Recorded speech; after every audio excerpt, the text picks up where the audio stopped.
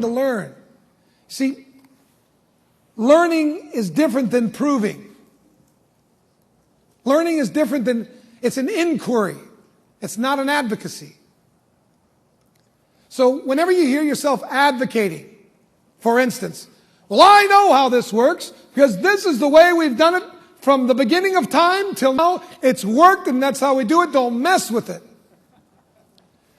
That is an advocacy. And let me prove it to you.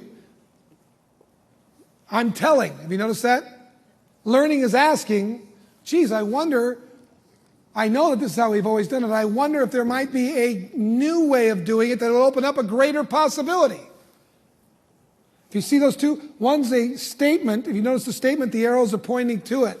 Which one covers the greatest amount of ground? You know what? The next Babe Ruth might be sitting down there and you're not here and you might think he's nuts or she's nuts because they're questioning the rules that you've not questioned for a long time.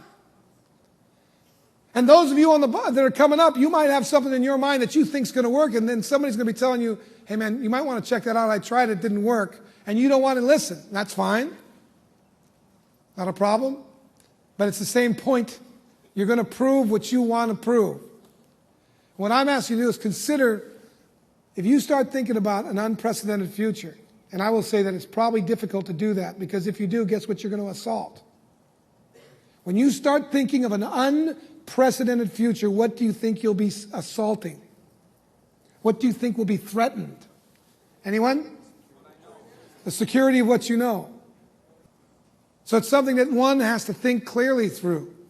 But in order to think clearly through it, I've got to be willing to question what I have accepted as so for so long. And I have to be in a state of gratefulness. You see, gratefulness comes from realizing that I don't deserve anything I have, really. It's like, and it's not going, we're all, you know, the one constant we all have is we're not getting out of this alive.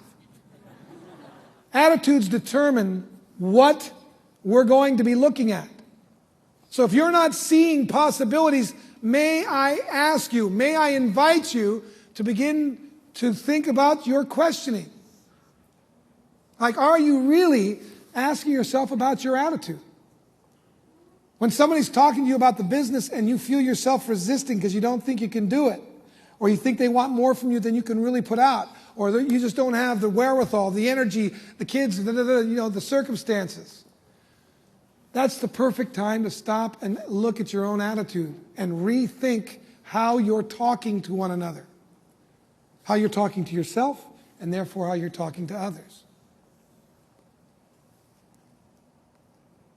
Humility is the willingness to be wrong, assuming a learning stance, be open to what you don't know. Resistance.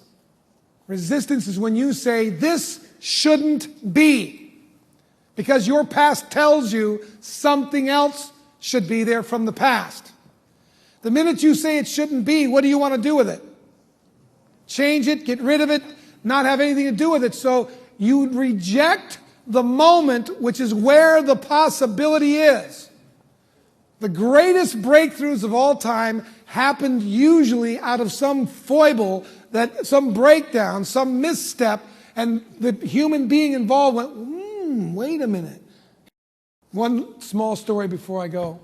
They never invite me back here again. I do prison trainings with youth from 14 to 20. They're incarcerated. I do them with kids that have no hope. And I work with an organization called Straight Ahead Ministries. We've been able to turn the recidivism rate in our programs from 80%, which is the national average, to 8% with our kids. There are kids that are now lawyers, doctors, and professionals out of our program. That's what we work with them for. But every time I walk into that room and I talk to these young convicts, they don't listen to me for the first hour. And it's a free choice model. They're running all over. They're making noise. They're giving me guff. You know, they're Crips and Bloods and so on. So their guff is a little different than the guff you're probably thinking about. But there's one time I'll never forget. It happens every time, usually about 3-4 hours into it. This one particular time was when I first noticed it, and I've noticed it happens every time. So they're getting really disrespectful. No skin off me. I know where I'm headed. So I'm just talking. I'm doing my thing, and they're throwing stuff at me and yelling and laughing, and because they're in this prison. That's how they act.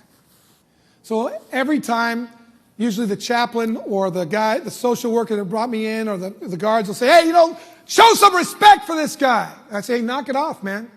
In this room, in this place, as long as they're in this room, they choose anything they want. They want to choose that future. You go ahead and let them. That's fine. I'm fine with it.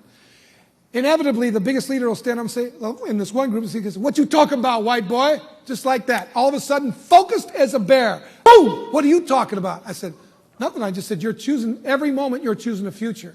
Notice what future you're choosing now. It's up to you. I'm not here to tell you what future to choose. You want chaos? You got it. You know what? Within 10 minutes of that conversation, guess what? Everybody in that room is paying attention. Because he knew doggone well what I was talking about. And you do too. We as human beings, we get this. We just forget. And I believe we're put into each other's lives to call each other to remember that future, that greatness that God has built in every one of us.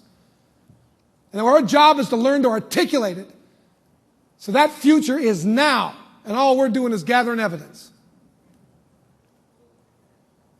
And that's what I'm going to invite you to. That's my challenge to you this weekend. When somebody's up here talking, ask yourself, first notice your attitude. Are you an opening for them? Can you receive what and if it bothers you, they must have something wonderful to say to you. Especially some of these, gems that come up here. Listen. Question. Question yourself. Question the rules. See what opens up. Participate fully. Don't be afraid to ask. Make the wrong question.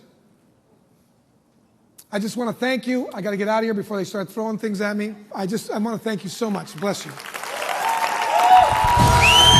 Ladies and gentlemen, Mr. Dan Tocchini.